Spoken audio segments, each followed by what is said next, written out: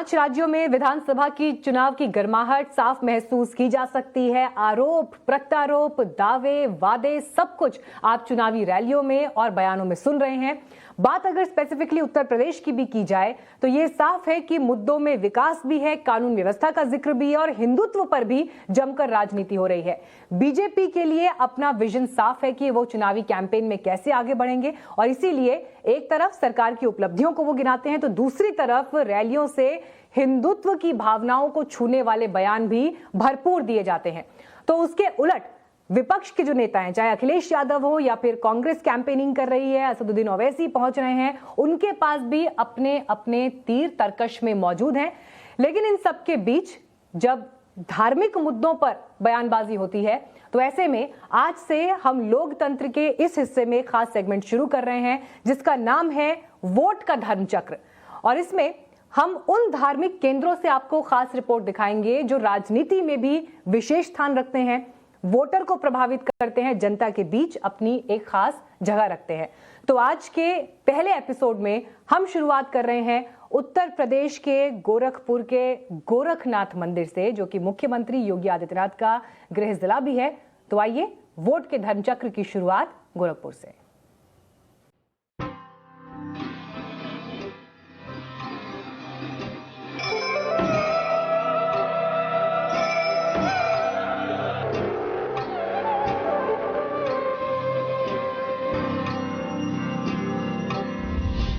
नमस्कार, मैं हूं रविकांत राय और आप देख रहे हैं टाइम्स नाउ नव भारत। इस बार का उत्तर प्रदेश का विधानसभा चुनाव बेहद दिलचस्प होने जा रहा है और टाइम्स नाउ नव भारत की टीम पहुंची है गोरखपुर में। और मेरे ठीक पीछे गोरखपुर का ये प्रसिद्ध गोरखनाथ मंदिर है जो पूर्वांचल की सियासत को सीधे प्रभावित करता है।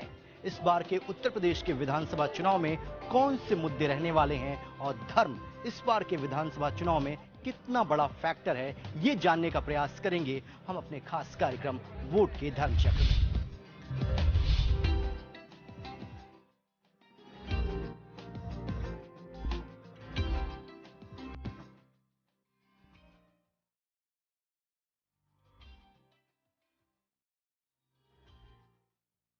हिंदू धर्म, दर्शन, आध्यात्म और साधना में गोरखधाम पूर्वांचल में प्रमुख स्थान रखता है।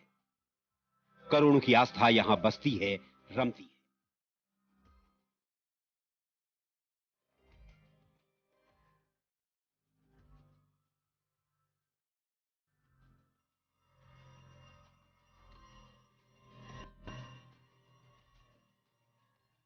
हिंदुओं में खास पहचान रखने वाले नाथ संप्रदाय का मठ गोरक्षपीठ हठ योगियों का गढ़ रहा है। गोरखनाथ मंदिर की भव्यता और पवित्र रमणीयता की क्या कहने।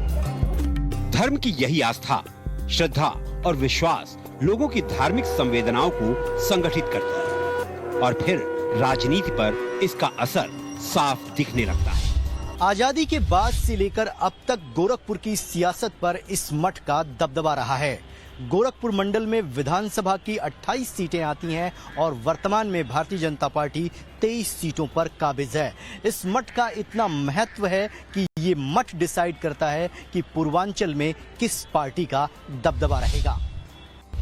योगी आदित्यनाथ प्रदेश, देश और दुनिया के लिए उत्तर प्रदेश के 21वें मुख्यमंत्री हैं, लेकिन वो मुख्यमंत्री के साथ साथ गोरखनाथ मंदिर के गोरक्षपीठाधीश्वर भी हैं। यही वजह है कि मठ में उनकी भूमिका मुख्यमंत्री के साथ साथ गोरक्षपीठाधीश्वर और महंत की भी है। योगी ने इन दोनों जिम्मेदारियों को पूरे संतुलन के साथ निभाया है। मुख्यमंत्री बनने के तुरंत बाद ही साल 2017 में गोरखनाथ मंदिर में एक ऐसी व्यवस्था बनाई गई जो लोगों की समस्याओं को सुनती, समझती और फिर एक्शन लेती है। यहाँ फरियादियों की संख्या कभी कम नहीं हुई। भगवान शंकर के साक्षात अवतार गोरखनाथ की तपोस्थली है गोरखपुर और इस वक्त हम गोरखपुर मंदिर परिसर के अंदर हैं जो कि यूपी के मुख्यमंत्री योगी आदित्यनाथ का स्थायी पता भी है। और यहाँ पर उत्तर प्रदेश के मुख्यमंत्री कार्यालय की तरफ से एक कैंप ऑफिस बनाया गया है। कैंप ऑफिस में लोग आते हैं और मुख्यमंत्री योगी आदित्यनाथ की अनुपस्थिति में भी लोगों की शिकायत का यहाँ पर निवारण होता है। आप तस्वीरों में देखिए, यहाँ पर अगल बगल जितने भी जिलों के लोग हैं वो आते हैं और अपनी समस्या यहाँ पर बताते हैं और उन समस्याओं का निवारण किया जाता है। जब मुख्यमंत्री योगी आदित्यनाथ यहाँ पर रहते हैं तो वो खुद जन सुनवाई करते हैं, अगर वो नहीं रहते हैं तो मोतीलाल जी जो है वो लोगों से बातचीत करते हैं। सर आप ये बताइए कहाँ कहाँ से लोग आते हैं और किस तरीके से आप पूरे इस कैंप को संचालित करते हैं और लोगों की समस्याओं का निवारण करते हैं? देखिए, माननीय मुख्यमंत्री जी और राज्यपाल जी के द्वारा मेरी नियुक्ति जन समस्या निवारण अधिकारी के रूप में यहाँ हुई है।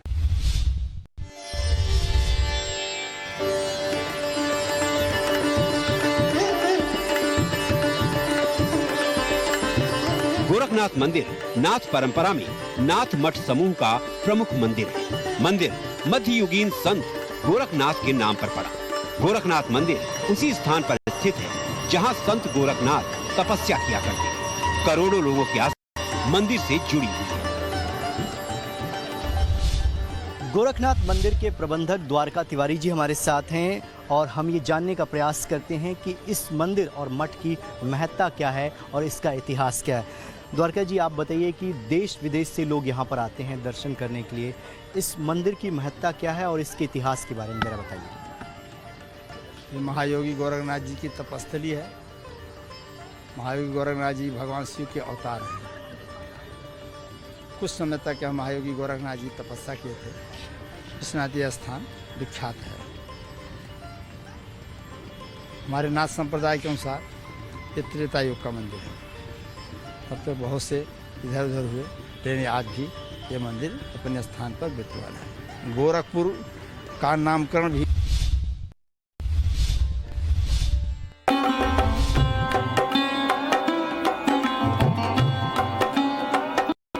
योगी आदित्यनाथ ने अपना सियासी सफर इसी गोरक्षपीठ की आध्यात्मिक धरा से किया और सत्ता के राजयोग में अब वो यूपी के मुख्यमंत्री हैं। योगी ने सियासत के कई कीर्तिमान स्थापित किए।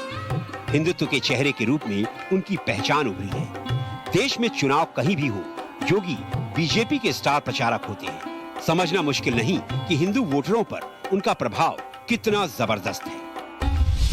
इस बार उत्तर प्रदेश के विधानसभा चुनाव बहुत जल्द होने वाले हैं, क्या लगता है आप लोगों को? क्योंकि उत्तर प्रदेश में खासतौर पर गोरखपुर पर सबकी निगाह है, क्योंकि योगी आदित्यनाथ यहाँ से सांसद भी रहे हैं और मुख्यमंत्री भी हैं। क्या चाहता है यूपी? अब देखिए, तो आप देख रहे हैं, प्रदेश में ही देख रहे हैं, उनके कार्य को देख रहे हैं, किस तरह कार्य करते हैं। अहर्निश लगे हुए थे, वो तो जनता निर्णय करेगी क्या कैसा है उनका कार्य, वो तो स्वयं सामने आ जाएगा।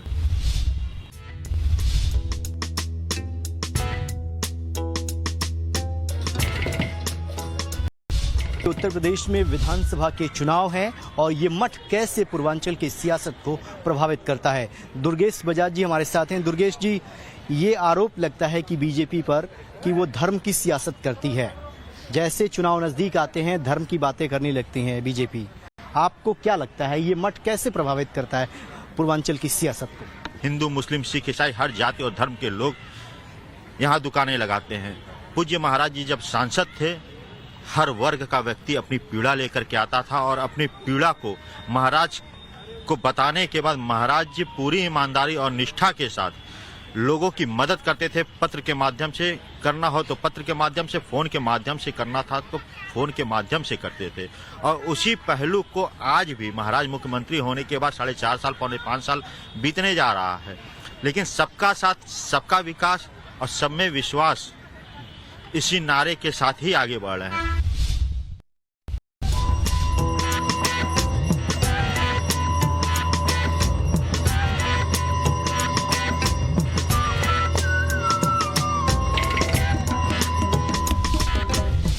यहाँ पर मठ में लोग आते हैं बाहर से दर्शन करने के लिए, उनके अनुभव के बारे में जानते हैं कि उनको क्या लगता है 4.5 साल के कार्यकाल में इस सरकार ने कैसा काम किया है। मैम, सबसे पहले तो अपना नाम बताइए। हाँ, मेरा नाम नमिता जोशी है, मैं दिल्ली नमिता से। जी, मेरा सवाल ये है कि चुनाव बेहद नज़दीक है, उत्तर प्रदेश में बड़ा राज्य है, लोग ये कहते हैं कि बीजेपी जो है वो धर्म को इसलिए टच करती है कि चुनाव नज़दीक होते हैं। आपको भी ऐसा लगता है या वाकई आपने उत्तर प्रदेश में विकास देखा?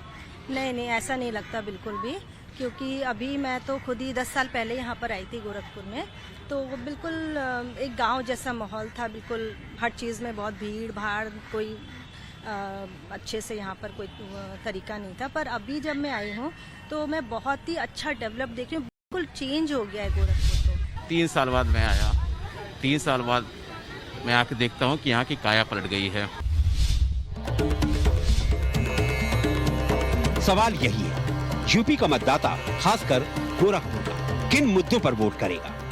क्या विकास, रोजगार, महंगाई, कानून व्यवस्था, महिला सुरक्षा उसके मुद्दे हैं या फिर समाज की दूसरी कई वजह वोटों को प्रभावित करने वाली है? आपको क्या लगता है इस बार के चुनाव में सबसे बड़ा मुद्दा क्या है? देखिए, समाजवादी पार्टी का लगातार प्रयास है कि मुद्दा विकास का हो, रोजगार का हो, महंगाई कम करने का हो, डेवलपमेंट का हो। समाजवादी पार्टी इन मुद्दों पर चुनाव लड़ना चाहती है, लेकिन भारतीय जनता पार्टी पिछले 5 साल की सरकार चला रही है और सरकार अब चुनाव में जा रही है। जब चुनाव का वक्त आता है तो भारतीय जनता पार्टी धर्म के मुद्दे पे चली जाती है। आपने कहा कि जब चुनाव नजदीक आता है तो ये धर्म की बात करते हैं। बीजेपी यही आरोप लगा रही है समाजवादी पार्टी पे कि उनको मुस्लिम वोट बैंक चाहिए, इसीलिए अखिलेश यादव को चुनाव के टाइम पे ही जिन्ना याद आए। उनको ये लगा कि ये क्रांतिकारी। देखिए, जो लोग समाजवादी पार्टी पर जिन्ना के सवाल को लेकर के आरोप लगा रहे हैं, उनको एक बार अपने पार्टी के वरिष्ठ नेता लाल कृष्ण आडवाणी के बारे में सोचना चाहिए। लाल कृष्ण आडवाणी पाकिस्तान गए थे जिन्ना के मजार पे चादर चढ़ाने, अखिलेश यादव पाकिस्तान नहीं गए। बीजेपी विकास रथ थामे हुए है और हिंदुत्व उसकी सबसे बड़ी ताकत है, और जब इन दोनों का राजनीतिक गठजोड़ बनता है तो उसका असर कामयाबी की शक्ल में दिखता है। सर आप बताइए, आप आते रहते होंगे, पहले उत्तर प्रदेश में जब चुनाव होते थे लॉ एंड ऑर्डर एक बड़ी समस्या होती थी।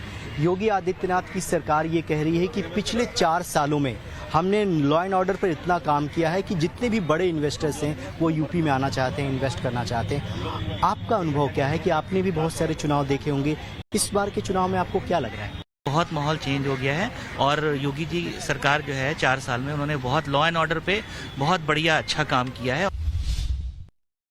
पिछले 4.5 साल से उत्तर प्रदेश में बीजेपी की सरकार है, आप लोगों को लगता है अच्छा काम हुआ है यहाँ पे? कोई डेवलपमेंट भी हुआ है, अच्छा ही हुआ है। फिलहाल तो आप सामने देख ही रहे हैं। हाँ। अब इससे ज्यादा और क्या कहें। पहले जो है क्राइम बहुत ज़्यादा था, लॉ एंड ऑर्डर की स्थिति ठीक नहीं थी। अब आप लोगों को कोई दिक्कत होती है लड़कियों को बाहर जाने आने में? नहीं, ऐसा तो कभी भी हम लोग के साथ तो कभी भी नहीं हुआ, चाहे भाजपा थी या नहीं भी थी, तभी हमें ऐसा कुछ कभी फील नहीं हुआ। लेकिन मेन चीज तो होता है सेल्फ प्रोटेक्शन, मेन तो इम्पोर्टेंट ये रखता है, और इन्वायरमेंट भी मतलब इफेक्ट करता है। सरकार की योजनाओं का कुछ लाभ आप लोगों को मिला है? हाँ, बहुत सारी चीजों का लाभ मिला हुआ है। काम हुआ है यहाँ पे? जी बहुत काम हुआ है।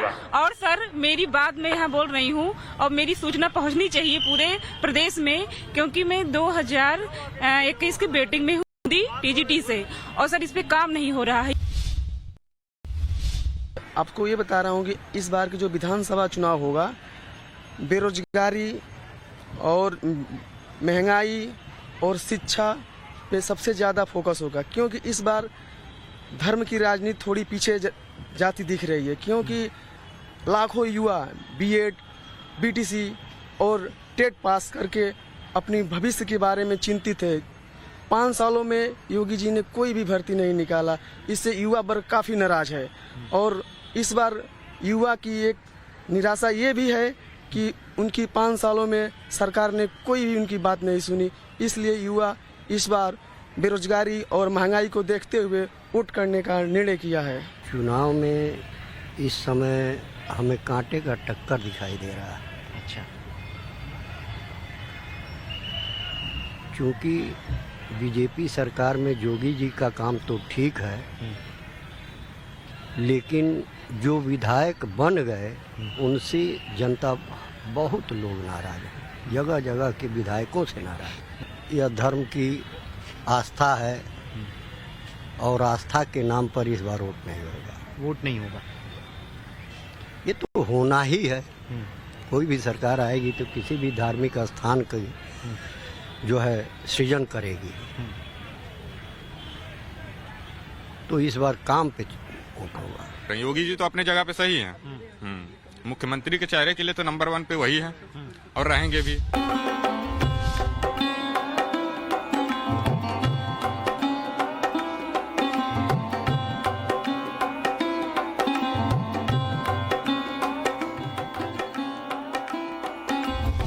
वोट के धर्मचक्र के हम आखिरी पड़ाव पर हैं और पूरे दिन हमने गोरखपुर की जनता से बातचीत किया, मठ को जानने का प्रयास किया, यहाँ की जनता की नब्ज को टटोलने का प्रयास किया। लेकिन पिछले 20 सालों से लगातार गोरखपुर की सियासत और यहाँ के मठ के महत्व को देखते आए हैं। रशाद लारी जी हमारे साथ हैं। रशाद जी, ये बताइए, अब आपको क्या लगता है, क्योंकि पावर सेंटर बन चुका है गोरखपुर, उत्तर प्रदेश की सियासत और खासतौर पर मठ के महत्व को कैसे देखते हैं, कैसे ये यहाँ की राजनीति को प्रभावित करता है? देखिए, आपने उत्तर प्रदेश की राजनीति की बात की और गोरखपुर की मैं बात कर रहा हूँ। गोरखपुर की राजनीति देश की राजनीति से बिल्कुल अलग है। यहाँ पर मठ का जो है एकाधिकार कह लीजिए या असर कह लीजिए, वो गोरखपुर और आसपास के इलाकों में हमेशा बना रहा। पिछले 2 दशकों से हम लोग देखते चले जा रहे हैं। मठ में जब से पीठाधीश्वर मुख्यमंत्री मौके पे जो मुख्यमंत्री हैं योगी आदित्यनाथ जी, ये जब से यहाँ पीठाधीश्वर हुए, इसके बाद यहाँ का पूरा राजनीतिक समीकरण बदलता चला गया। तो यहाँ पर ये माना जाता है कि मुख्यमंत्री योगी आदित्यनाथ का गोरखपुर और आसपास के इलाकों में पूरा असर होता है चुनाव में।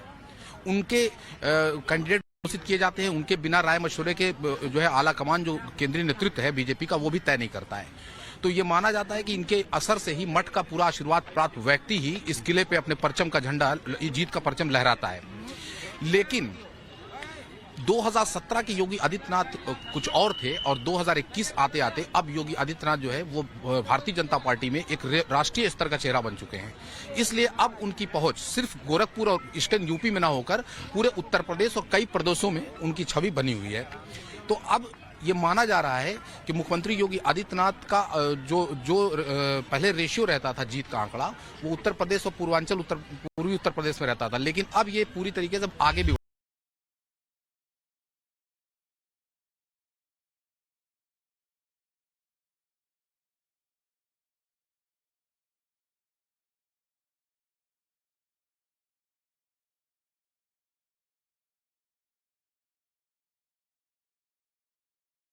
आज के लिए बस इतना ही। कल हम आपको लेकर चलेंगे कुशीनगर और बताएंगे कि वहाँ के हालात क्या हैं और वहाँ की जनता क्या सोचती है और धर्म वहाँ किस तरीके से इस बार के विधानसभा चुनाव में अपना असर दिखाने जा रहा है।